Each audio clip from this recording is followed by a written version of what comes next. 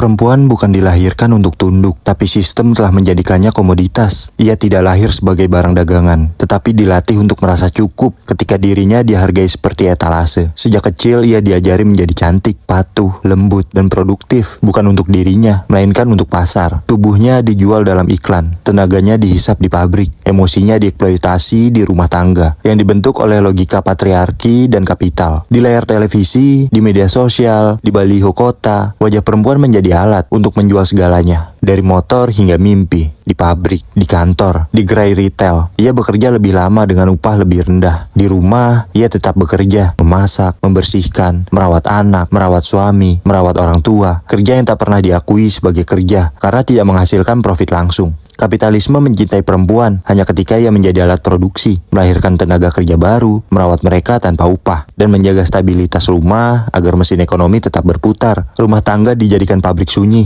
tempat reproduksi biologis dan sosial berlangsung tanpa bayaran. Perempuan menjadi fondasi tak terlihat dari ekonomi global. Tanpa kerja reproduktifnya, tak ada buruh yang siap bekerja esok hari. Tanpa kesabarannya, tak ada stabilitas sosial. Namun jasanya diringkus dalam kata kodrat, cinta. Dalam sistem ini, hanyalah ilusi yang dijual dalam kemasan bunga dan sabun cuci piring. Romantisisme diproduksi massal. Hari-hari perayaan diciptakan untuk memperluas pasar. Perempuan dijadikan target utama industri kecantikan dan rumah tangga. Seolah nilai dirinya tergantung pada seberapa baik ia melayani dan seberapa sempurna ia terlihat. Cinta direduksi menjadi transaksi, hadiah, perhiasan, standar tubuh, dan performa emosional. Perempuan dijadikan pasar, dari kosmetik hingga kesempurnaan tubuh yang dipaksa. Ia dipaksa mengejar standar yang terus berubah agar tetap merasa kurang. Tubuhnya diukur, dibandingkan, diedit, dan dijadikan proyek tanpa akhir. Rasa tidak aman adalah komoditas paling menguntungkan. Kapitalisme tidak butuh perempuan percaya diri. Ia butuh perempuan yang terus membeli. Dari meja dapur hingga kantor, perempuan dipaksa memilih antara kelayakan ekonomi dan kebebasan diri. Dua hal yang seharusnya tak perlu bertarung. Jika ia memilih karir, ia dituduh mengabaikan keluarga. Jika ia memilih rumah, ia dianggap tidak ambisius. Jika ia ingin keduanya, ia dituntut bekerja 2 kali lipat tanpa struktur sosial yang mendukung. Sistem menciptakan dilema palsu, lalu menyalahkan perempuan atas kelelahan yang ditimbulkannya. Mereka bilang emansipasi, tapi memberi upah murah. Mereka bilang kesetaraan, tapi menuntut produktivitas 2 kali lipat. Mereka bilang kebebasan memilih, tapi seluruh pilihannya sudah dikurung oleh iklan, algoritma, dan norma sosial yang dikendalikan modal. Emansipasi dipelintir menjadi integrasi ke dalam pasar tenaga kerja yang eksploitatif. Kesetaraan dimaknai sebagai kesempatan untuk ikut bersaing dalam sistem yang menindas, bukan untuk mengubah sistem itu sendiri. Perempuan diberi kursi di meja kekuasaan, tapi meja itu tetap berdiri di atas ketimpangan. Di bawah sistem ini, tubuh perempuan bukan lagi milik dirinya, tapi milik pasar. Rahimnya dijadikan simbol moralitas, sekaligus alat produksi. Ketika ia memilih tidak punya anak, ia dihakimi. Ketika ia memilih punya anak, ia dituntut tetap produktif tanpa dukungan. Negara, agama, dan korporasi ikut campur, menentukan apa yang boleh dan tidak boleh ia lakukan atas tubuhnya. Suaranya dipotong dengan narasi sopan santun. Keberaniannya dipatahkan oleh ketakutan kehilangan pekerjaan, reputasi, dan cinta. Perempuan yang marah disebut berlebihan. Perempuan yang kritis disebut tidak tahu diri. Perempuan yang melawan disebut ancaman. Namun, perempuan memang ancaman bagi kapitalisme. Karena ketika ia sadar, seluruh rantai produksi bisa runtuh. Ketika ia menyadari bahwa kerja domestik adalah kerja. Ketika ia menyadari bahwa kecantikan bukan kewajiban. Ketika ia menyadari bahwa tubuhnya bukan milik negara, keluarga, atau pasar.